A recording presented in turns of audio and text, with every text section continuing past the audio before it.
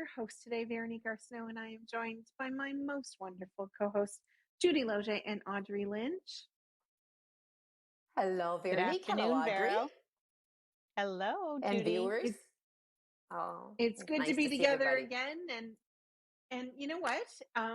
So about a week or so ago, we celebrated the end of our 7th season and kickstarted our 8th season. That's right. That is so Woo-hoo. true. Can you believe that? Hard to believe. Wow. So we've been together for 7 years now, and just starting into our 8th year on the air. And we've had hundreds of guests and told hundreds of stories and had hundreds of wonderful memories. So here's to a new season. And well, I mean, our Yeah. new season officially kicked off in September, but our anniversary date. Yes. And when I look back, Exactly. I see so many physical changes, hairstyles and different looks and makeup and clothing changes and all that stuff. I'm thinking, when did I think that looked good? Or yeah, so it's Oh fun. yeah, I know that It's feeling. really fun. And our guests who have transformed, you can age a lot in a few years. So I'm like, oh my Lord, just go back to rewind. A quick thank you to all our viewers who have been watching all these years, and they're the main reason why we're still on the air and we're still putting shows out there and bringing guests and I just want to thank them for watching. Yes, I know it's amazing, and one of those stories that we shared that really showed the passage of time was we had two young students on a few weeks ago. They were on the first time when they were in grade 1, and then came back in grade 7. I don't know how that's happened, but anyway, very exciting. Yeah, so you know what? Let's kickstart this show. I know, weren't they? So let's kickstart the show here. And Judy, you have our quote of the day today. I do have the quote of the day, and just on that last thought we were talking about earlier, a big shout out to Rogers for everything they've done for us for the last number of years. Absolutely. Kudos. My quote is, "There is nothing you will ever see in this entire world that matters as much as how you see yourself." Beautiful. Right? It is, and it's yeah, I love that.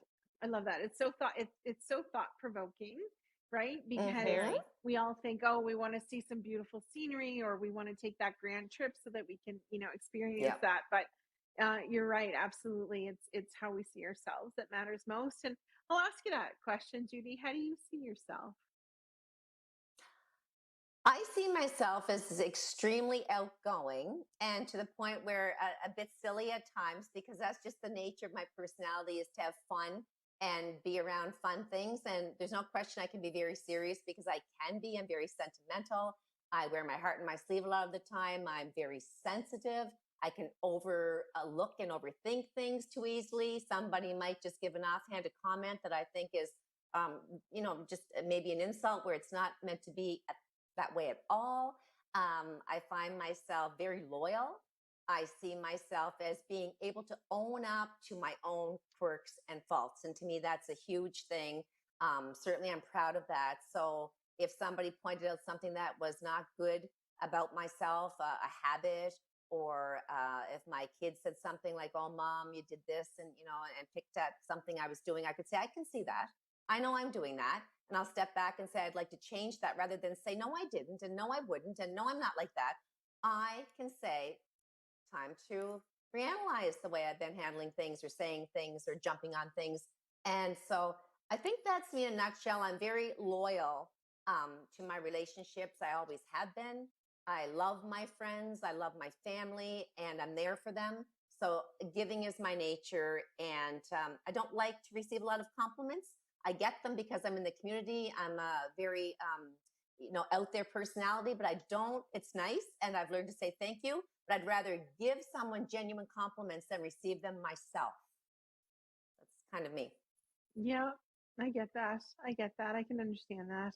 And it's funny how we try and reconcile how we see ourselves and how we think the community or our loved ones see us. So and I see all of those things in you. So I get that, Judy. Yeah. Audrey, how about you? How do you see yourself?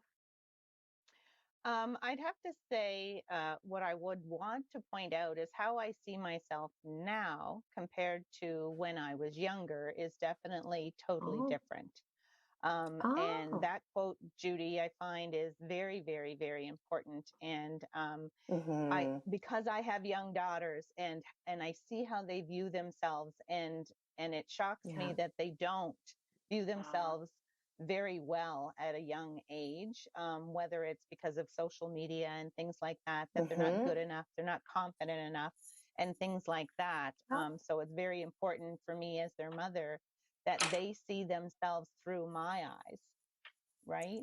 And that total. I Yes. Yep. find that, and teach them to be the things that I feel like I am now more so than, Mm-hmm. and confident, loving, caring, kind person who has a great work ethic and loves her Yep. family, and family Nice.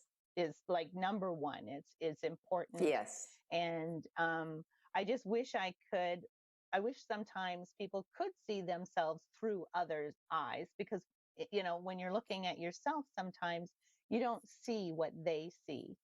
And it's not until Oh. we get older and get a little more mature that we can actually take that on and say, yes, I am, that Mm-hmm. kind, confident individual, Yeah. that, we might not have thought so much when we were younger. Mm-hmm. Good Yeah. answer. Yeah, absolutely. Vero, Yeah, what about you, absolutely. Vero? Um, it's evolved, I guess, as well, just like Audrey. And it's funny when I think back to when I was younger. Um, I and this is going to sound odd because, of course, I get up in front of people all the time, and I present, and we do the show here together, and I MC Mm-hmm. events. But I probably had more confidence, I guess, when I was younger, in that I really didn't I didn't worry about things, right? I just went, Yeah. sure, yeah, let's do that, right? And so Yeah. No I fear. tend to, yeah, no, I really did have no fear when I was younger. I think it's that invincibility that you think you have, that Mm. when you're a Mm. teenager and in your 20s. I really just was all out. Like, I was like, woohoo, giddy up, Yeah. let's, whatever it is, let's go. So I do Yeah. find that I've become more cautious, I guess, as I've gotten older. In Mm-hmm. some ways, I'm much more confident in my ability to do my job, and to my ability to deliver on things that I've been expected to deliver on, and my ability really to ensure that people around me know that I care and that they matter to me. I Oh, I yeah. wasn't always conscious of that either. I was kind of Mm-hmm. not so great at that when I was younger. But I find now that for me, authentic relationships matter so much, and feeling safe with someone is probably the Yes. best compliment I can give anybody, because Mm-hmm. it means that I have a genuine connection with that person, or that they've shown me that how Yeah. true that they are. So it's making those genuine Right. genuine connections that are really important to me. But Mm-hmm. um yeah, I'd like to say that I hope that people see me as a positive in their lives, a positive influence, and a positive role model, not because I think that I can do it better than anybody, but just because I keep trying no matter what happens. I guess that's how I see myself, and I have to give myself a little bit more credit for that, is that I Yeah. keep going, right? Even when things have been incredibly difficult, I just keep Yes. going, because I know that at some point I'll figure it out, or somebody will come help me. So Mm-hmm. Yeah. I would like to say that I see myself as a more confident, probably happier, and more connected person than I've been, for a lot of my life. And I love those parts of me, and still working on the rest of it. I love it. I love it all. And anything bad that I've ever learned, I've gotten from you. You know that, right? Like, Yes, absolutely. just so And I you The like know. being genetic thing. I like being a little bit of a bad influence, like in the best possible Yeah. way. I'm okay with Perfect. A that little part bit. too. You're right. Yeah, Right. Now, good answer, girls. It's good to have absolutely. self reflection every now and then. Good to self reflect. Yeah, because I mean, you just get busy with life, and you just keep plowing ahead. You're Mm-hmm. just never quite sure what, Mm-hmm. what's going on in there. But So very Right. exciting time the last few days. It was Halloween over the weekend, and you know Yeah. the Yep. spookiest time of year. And listen, I'll admit Halloween is not my thing. I get it. No. I'm very happy for the kids, but it is not my thing. But ladies, how'd you do for No. Halloween?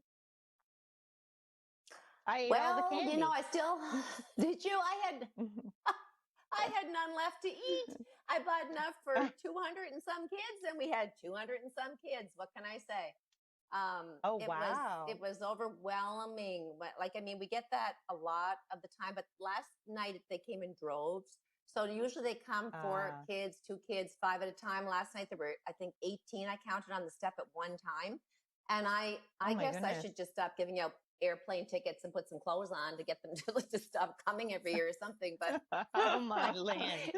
no, I wonder, like, I seriously wonder if it's because we're on the end of the street, 2 doors in, that they get dropped off and they on Well, bus there, I guess. Judy, geographically, you live in a subdivision. And when my kids were little, I lived in a place where the houses were really, really far apart. And I packed my kids up and I went to where, pardon me, the houses are closer together, because for me, it was just safer and quicker and faster, because there was a curfew in our area, and the kids had to be off the road and back home by 8.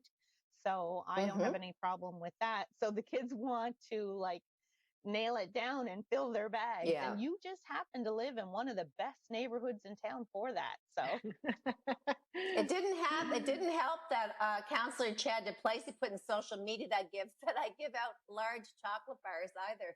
That's going to kill him. Okay. Of course he did. Of course he did. Yes, of course he did. So what did I do but go out and get Yeah. full-size chocolate bars? Thanks, Chad. Love you too. Yeah, It was I fun. know. Chad's got a great But I sense think of the humor. kids had a good time.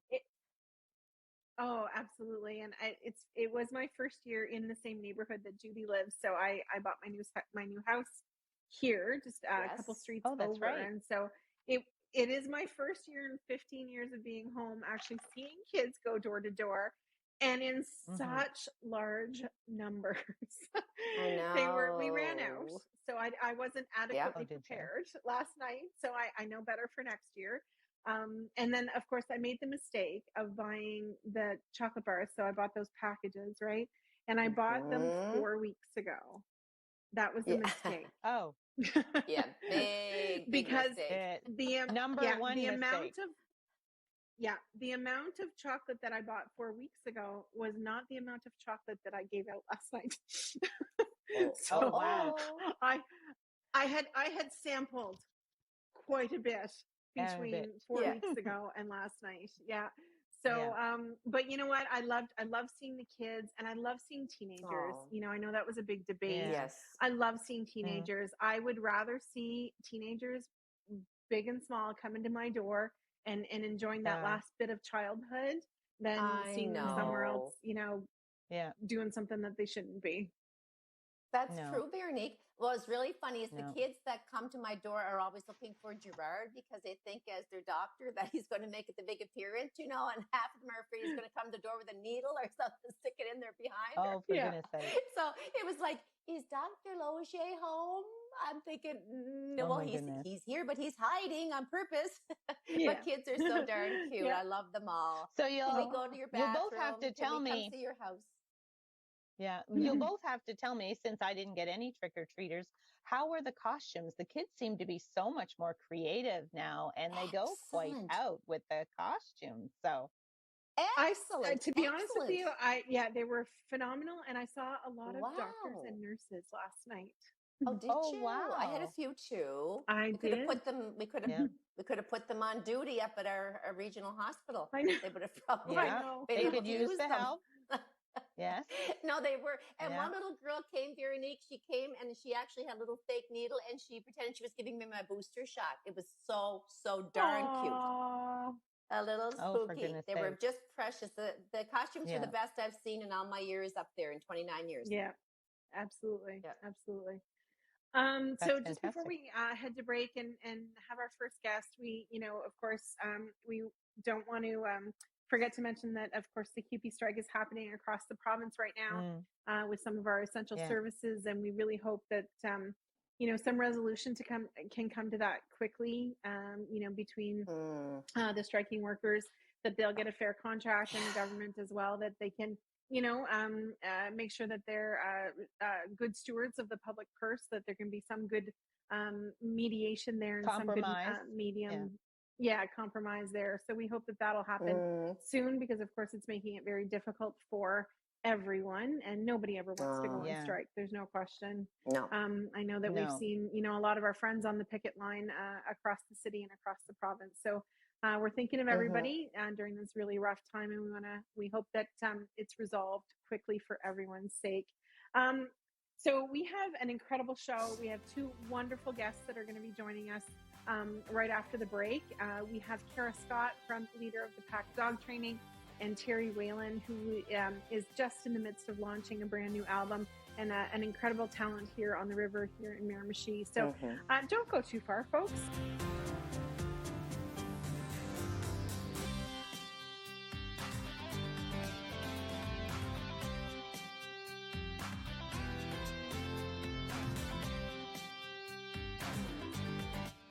Hi, and welcome back to Have a Chat. I am your host today, Veronique Arsenault, and I am always thrilled to be with my two beautiful co-hosts, Judy Loge and Audrey Lynch. Hi. Hello. Welcome back, everyone. Yeah, and we are together again, and looking forward to a great week ahead. But we have two amazing guests that are going to be joining us this afternoon. And our very first guest today is Kara Scott, and she is the owner-operator of Leader of the Pack Dog Training. And welcome, Kara. Hi, thanks. Hi, Kara. Welcome. Hi. Thanks for having me. We are so excited to have you on today. And of course, everybody is either got a floofer, getting a floofer, or wants a floofer, right? So, when we get those little puppers home, and especially, Christmas is around the corner, and we don't recommend that puppies and kittens and everything become Christmas gifts. It is always, of course, inevitable. But we're so excited to talk to you today about what you do, and maybe get some tips and tricks out of you. But before we get started, I'll get you to introduce yourself and tell us a little bit about you, so that the viewers can get to know you as well. Okay, thanks, Vera. So my name is Kara Scott, and I am a dog trainer. I've been running the Leader of Pack Dog Training School for 20 years now. Besides being a dog trainer, I'm a lot of things. I'm a mother, a wife, a sister, a daughter, a public servant, and many, many things. So there's many layers to this. So my passion is training dogs, and despite being a public servant, your dog has a handle. So he came into the room. I'm sorry. Usually he doesn't wander in, but he came into the room. He is one of Kara's graduates. Yeah, he is one of Kara's graduates now. I will say he went from a D- doggy to, we'll go to a C+ maybe doggy. And with your help and guidance, he is adorable and wonderful. But anyway, and he's 14 now. It's been quite some time since we went to your training. But anyway, continue please on with. How did you actually get into dog training? Well, it's interesting. I've always wanted to work with dogs. In fact, it's funny. Since the last time we were on the show, I was in the studio, so I didn't have an opportunity to really show you guys anything. But when I was a kid, we had this set of encyclopedias. Do you guys remember encyclopedias? I looked. Oh yeah, Britannica. I think we got the poor version. Mine's the Universal World. Yeah, this is what I had, and it's from 1963. So it was probably an antique, 100 years ago. But I used to read this all the time, and it was my favorite thing. Can you see all the dogs? Yeah. Oh, niche. Yeah. So I think that when Mom and Dad got rid of the encyclopedias, they gave me this one. So I don't have the whole set, so I don't know everything. I still have to rely on Google. But sure.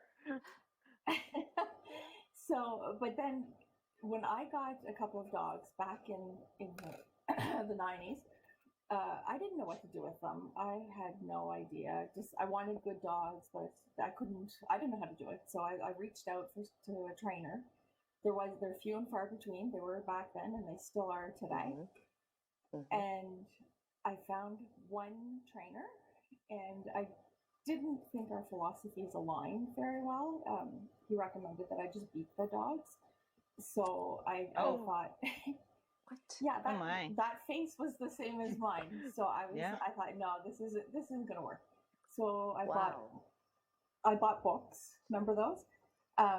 So I studied, like I literally studied from a book, and I'd practice things, and my dogs were okay. They were pretty good. They weren't perfect, but they were not bad. And then I thought, I was working for the federal government, doing well, and decided that I wanted to follow my passion and become a dog trainer.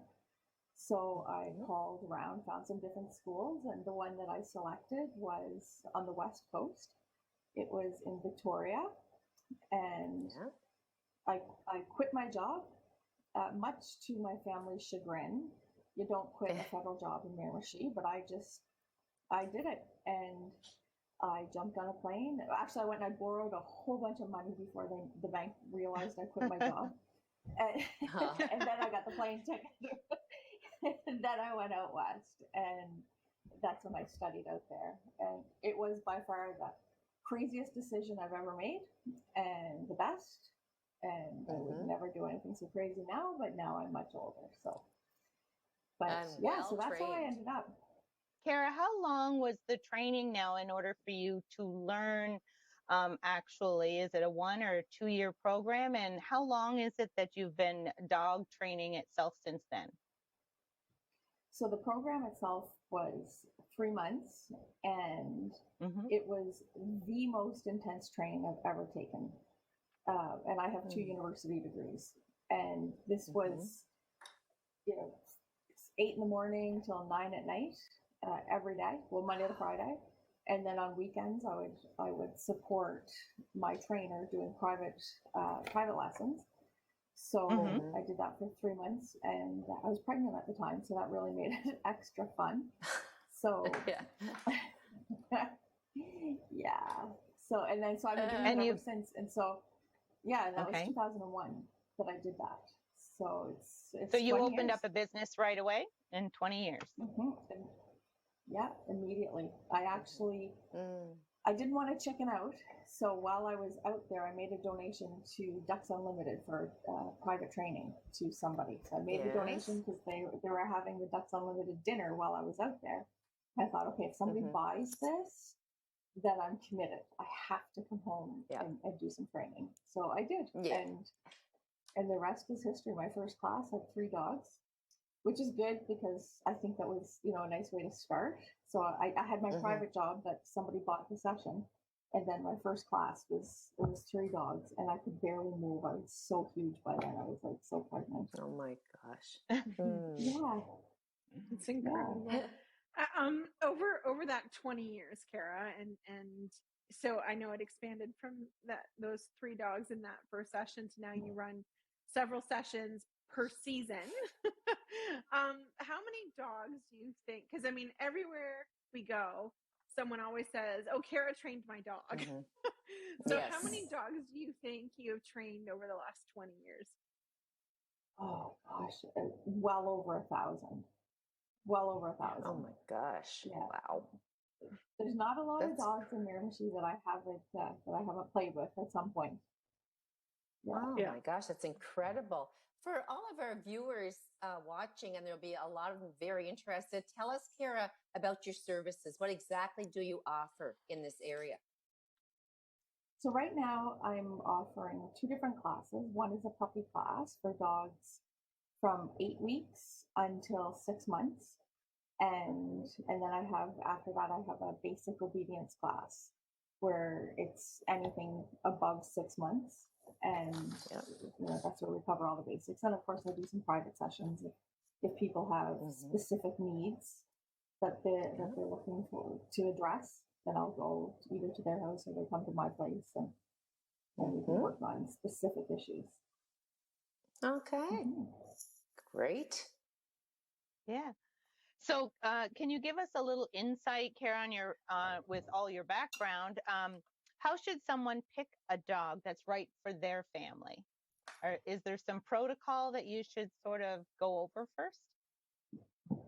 Yeah, definitely. A lot of people choose their dog because it's cute, or they think it matches their personality. They might want, I want to be a big tough guy, so I'm going to get this, this certain kind of dog that's known to be a tough dog, whatever. But I'll give a perfect example of a poor placement. Nova Scotia Duck Toller. It's a beautiful, beautiful, beautiful dog. Imagine, are you guys familiar with it, the Toller? No. No, I'm not. So imagine if you took a golden retriever and shrunk it by about half. So it's people think, oh, what a cute! It's just like a small Goldie. I'll get that. It's not big, and Goldies are beautiful. Well, Nova Scotia Duck Tollers are bred to run back and forth, back and forth, back and forth in front of a blind, so that they seem like a fox. So it attracts attention of the ducks for the hunting, and then, so people get this duck toller thinking that it's going to be just like a small golden retriever. And I advise against it all the time. Unless I always ask, are you training for marathon? Are you looking for a running partner? No, do not get this dog. So people do it, and then they call me and they go, this dog is crazy. But so you really have to look into what the breed is and what the traits are and believe it. Like, don't say, oh, well, mine won't be. I had looked into getting, it was a Japanese Tosa. And you probably never heard of it, but it looks like it looks kind of like a bigger retriever, like about twice the size of a retriever. And they're gorgeous. They're gorgeous. Wow, the color, they're kind of like a reddish color, and they're beautiful. But they're a fighting dog. They're a fighting breed. That's what they did. That's what they do. And to think that I'm going to change that it's not going to happen. Yeah. It's like trying to train your retriever to not bring you stuff. They're going to bring you everything under the sun, whether you want it or not. So you really have to look at what your lifestyle is. Yeah, what your lifestyle is. That's exactly what I was going to say. So you want to gear it towards more your lifestyle, specifically what your everyday regular routine is, and that type of breed of dog should fit right into your lifestyle. Yes. Yeah, a lot of times people will get a dog thinking that it's going to make them walk every day. Well, if you're not interested in walking every day now, you're probably not going to be. Sometimes you will. Sometimes that will give people that little push they need. But typically, your dog's not going to change you. You should get one that matches your lifestyle. If you're laid back and you don't want to, you're not a runner or you don't like to go for walks, that's okay. Get a dog that's the same. You want to cuddle? Get a cuddler. I love it. My little bud is not a cuddler. He, God love him. He'll just when he gets in the mood, he will come and sit and put one paw on, but that's like for a very brief amount of time. But I crate trained him right from the day he came home. So he always is happiest when he's in his own little bed in his own little space, and then he'll come see me when he feels like it. But he definitely isn't one of those snuggly pups. Yeah, I know. So can I. Just give me my own crate. So Carrie, you talked a little bit about your puppy training class. So how young really should a pup? How young can we bring a pup to you for training?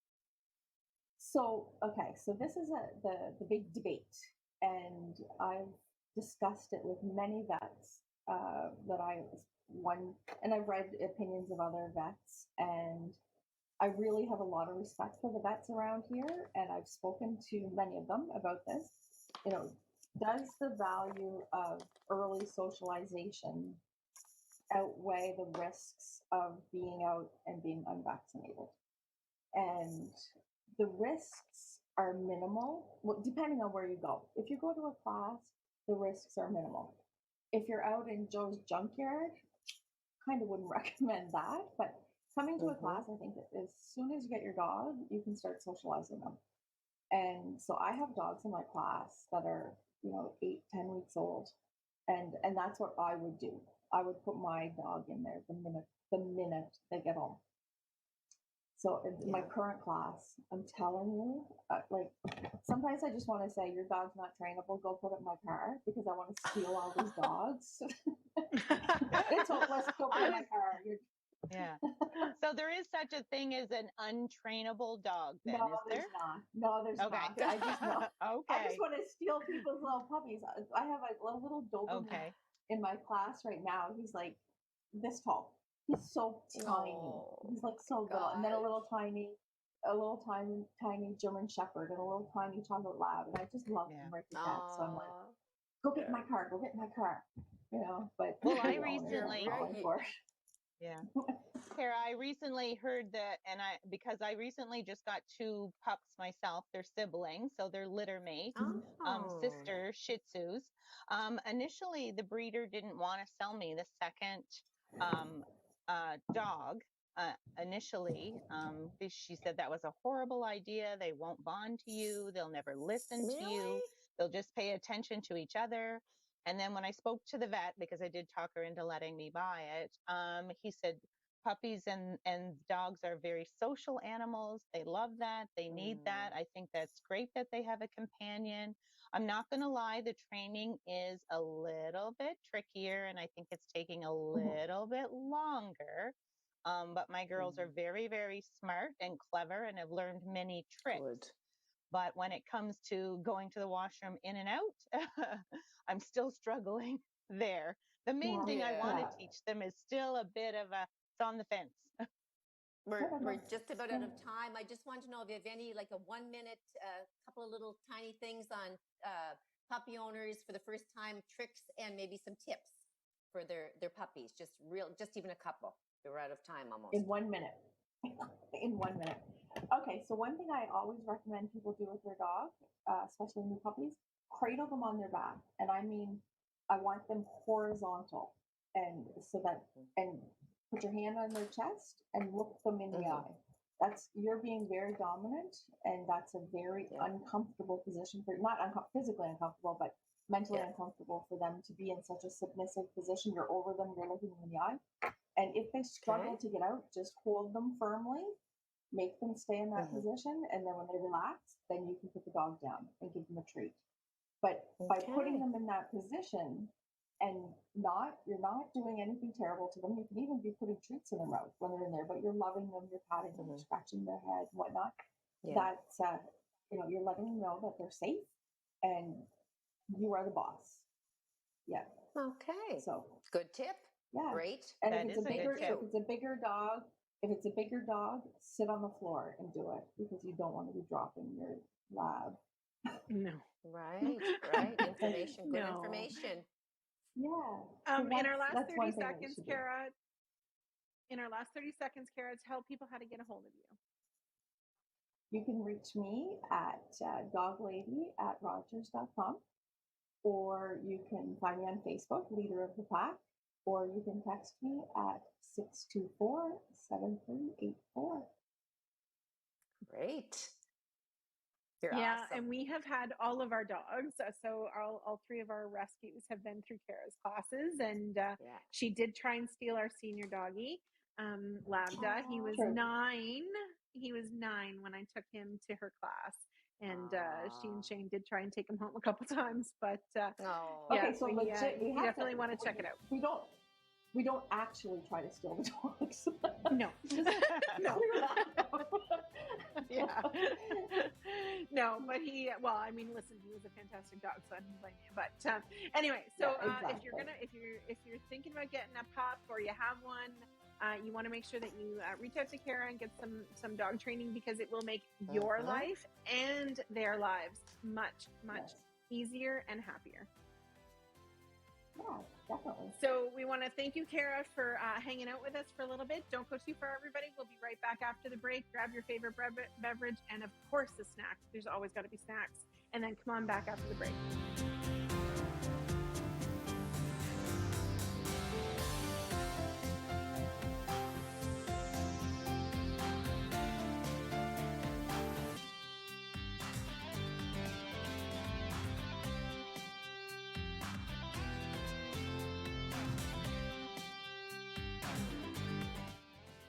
Hi, and welcome back to Have a Chat. I am your host, Veronique Arsenault, and so glad to always be here with my wonderful co-hosts, Judy Loge and Audrey Lynch.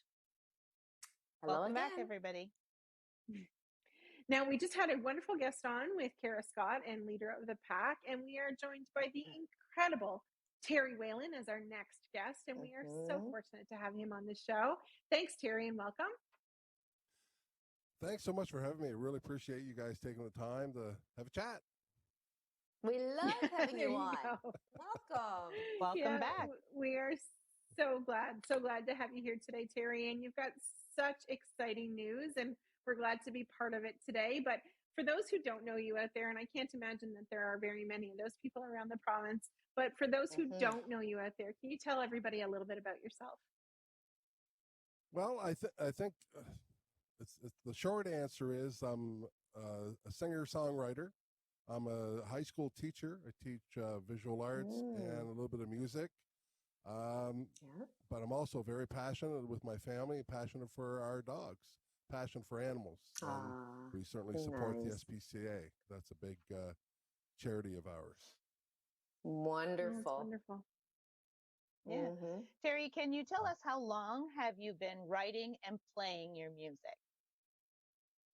I was thinking about that earlier today, and I first picked up a guitar 40 years ago, and almost right around now, I had moved away from home in grade 11 to play junior hockey in St. John, and one of the guys on the team had an electric guitar and an amp, and I bought it, and that's where it all began. And you know, I mean, it took me a long time to learn how to play it. There was probably no one worse on a guitar than me when I started.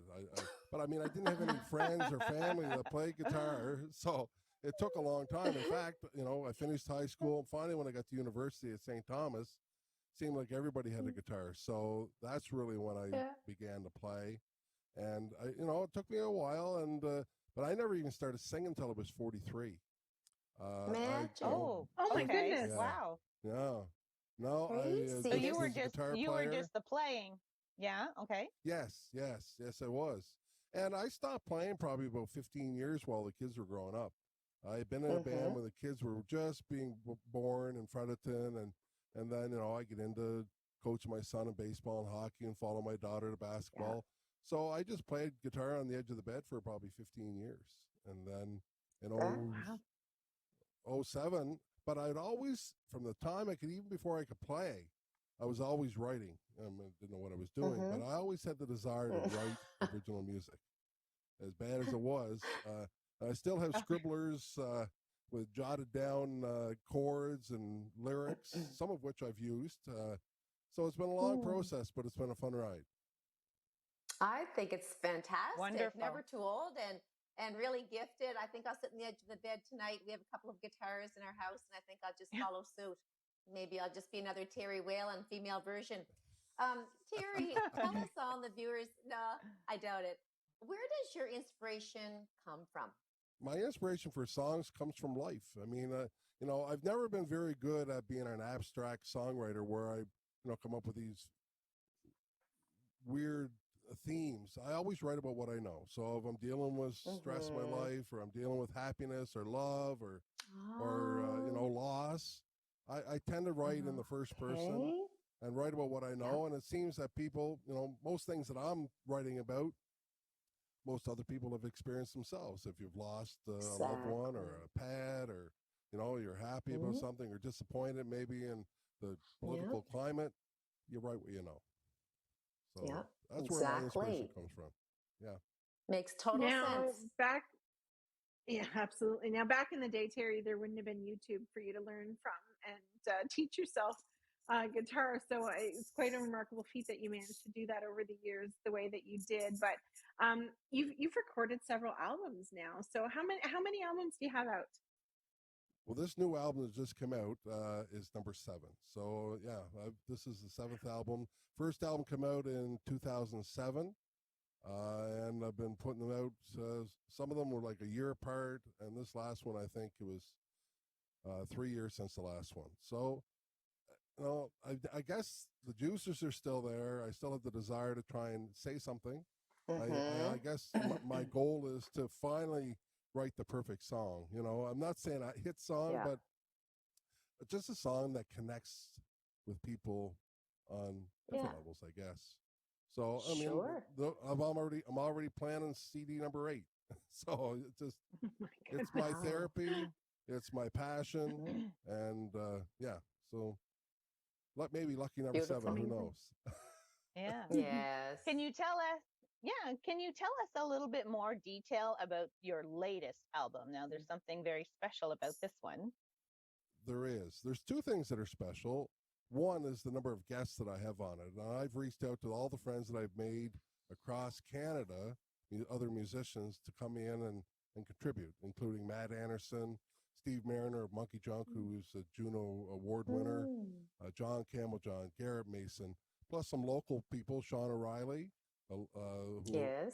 he and I went to high school together, great guitar player, Timmy Gallant, who I think originally from Nelson, lives in Riverview. There's actually 24 people responsible for the creation of this new album, and all the proceeds from this album are going to the SPCA, every penny. That's quite a thing that you're sharing your gifts with there, Terry, you know, and to bring all those people in as well, but you know, for you to put that out there and sharing your gifts to benefit, you know, the SPCA here is quite remarkable. And, truly. And this project has grown over the last 2.5 years. I don't think in the initial stages I ever could have imagined all these people would have contributed. But out of something terrible like COVID-19, a lot of these musicians were not able to tour and play. They were available. So they were available to go into the studio and contribute. So it, you know, take the good out of the bad. You know, and that's what I've been able to do. Absolutely. Now, I know that we have a treat for the viewers, so I think you're going to play us a song now, Terry. Yeah, I'd love to. I'd love to play a track off the new album. It was written during COVID, and it's called "Lord, Won't You Please." It's just, you know, I during COVID and during the recording of this album, I also underwent emergency spinal fusion surgery in May of 2020. That's right. So, I so a remember lot of seeing that. And I certainly want to thank Dr. Loge for his help during that time. I was in a great deal of pain, and he came down the hall and came in and for a visit, and I can't thank him enough for what he did for me and expedited a lot of, you know, it was during COVID, and it got me into an MRI, and 5 minutes after the results came in, I was in an ambulance on my way to St. John. So, what can I say about my man, Terry? What can I say about my man? Absolutely incredible. So I owe him a great debt of thanks. Yeah. No, your song is a greatness of thanks. Yeah. So I'm going to play this song. It's called "Lord, Won't You Please." Yeah.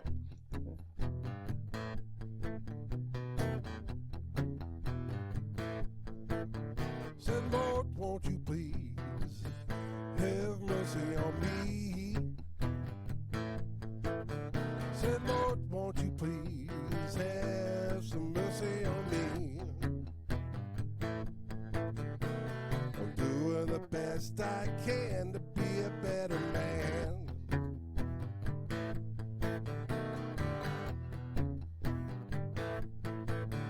Well, I try to be nice to all the people I meet. Well, I try to be nice to all the people I meet. Ready with a helping hand, don't always go as planned.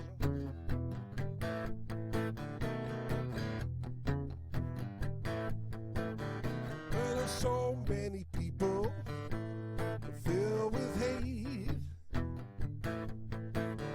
And there's so many people filled with hate. Better turn it around before it's too late.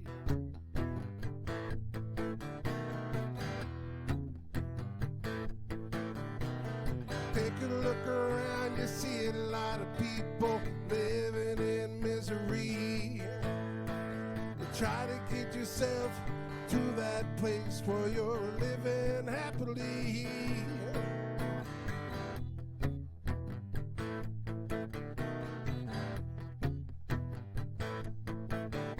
Gonna follow the path to the promised land. Gonna follow the path to the promised land. I'll say a little prayer that I see you when I get there.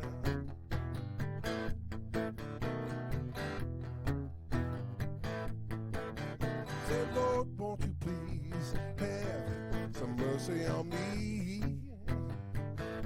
I said, Lord, won't you please have some mercy on me? I'm doing the best I can to be a better man. To be a better man. To be a better man. Woo! Woo! Woo! Yeah. Thank you so That much. was fabulous. that. Woo!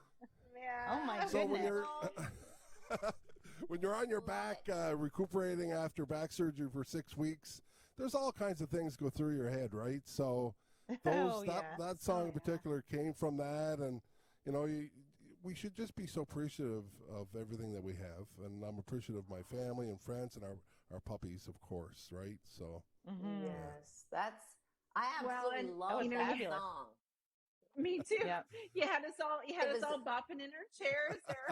Yes. It's kind of hard not to bop to that music. It's really groovy, baby, as they would say in the old days. For the kids watching, I know you don't have a clue, but it means really cool.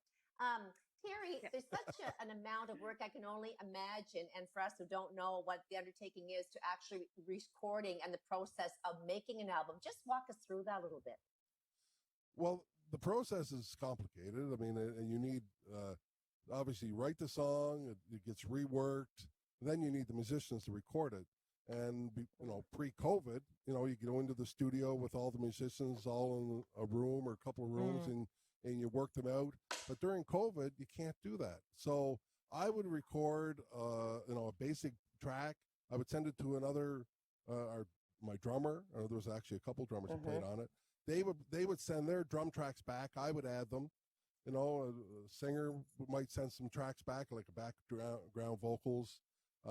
So everything's coming back to me, and I put it in, so it's much more complicated. And then I send everything off to someone to have it mastered and mixed. So, that's why this project probably took 2.5 years, because, I didn't get to see Matt Anderson. Matt Anderson would send his guitar tracks to me, or Steve Mariner from Toronto would send his tracks, and everything get added, So, with the exception of a couple people being able to be face-to-face with me, it was all done remotely. So, that was a challenging, it was unfortunate because, all those people, I would love to be able to be in the studio with them, obviously. But I never would have had them all on the album, because they would have been busy, or it just, it really couldn't have worked out any better than it did, in all honesty. Yeah. Some blessings in there. Despite COVID, there were some blessings in there. Beautiful. Absolutely. It certainly is. Yeah. So tell us where we can get the album, Terry. Like, I obviously I want one now because I've heard a song off of it. So tell us where we can find this and how we help you support the SPCA. Well, the album is available digitally, so you can go to iTunes. I have a Bandcamp site, Bandcamp, terrywhalenband.bandcamp. It's available on Spotify. You can also reach out to me, if you want me to mail. I've mailed copies out to British Columbia, so my house to your house, I will mail them to you, so you can reach out to me locally in Miramichi. It's available at Millbank Music. I got to get some copies into O'Donoghue's here soon. But if you want one, just reach out. I'm on Facebook. My website is Wix, WIX, terrywhalenband.com. If you want one, I'd be more than happy to get one to you. If I got to run over to your house and drop it off, I'd be happy to do that too. And play a little song on the doorstep. Yeah. Sure. Yeah. Terry, can you tell us why you chose the SPCA? Is there something a little more to that? Now, all of the proceeds, you said 100% were going to the SPCA this time for this album. Yeah. We've been dog people. I mean, we love all animals. You know, the right situation, we would have had a farm with horses and cows, but you know, dogs and cats don't always mix, as you know. So we've from the time Donna and I have been married, we've always had a dog, and then went to 2 dogs, and we've had as many as 5 at any one time. And wow, and I tell you, most of the dogs that we have had through the years have been rescues, and many times have come from the SPCA. SPCA in Miramichi, Moncton, Grand Falls.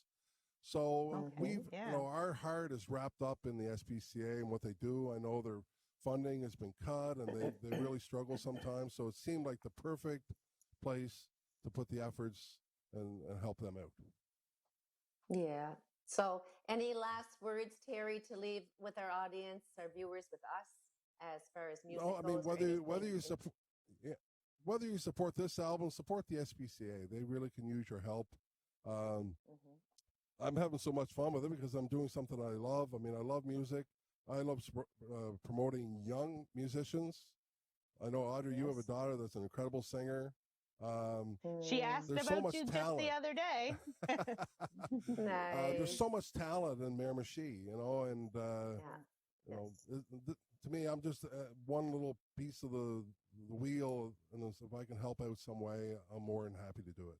A huge thank you to you, Terry, and we really want to thank you for sharing your gifts with us today, and for what you're doing, you know, both as a teacher and a singer-songwriter. So, you know, make sure that you either download the album or reach out to Terry to get a copy and help support the SPCA. So thanks to both our guests today for a great show. We want to wish all of our viewers a wonderful week.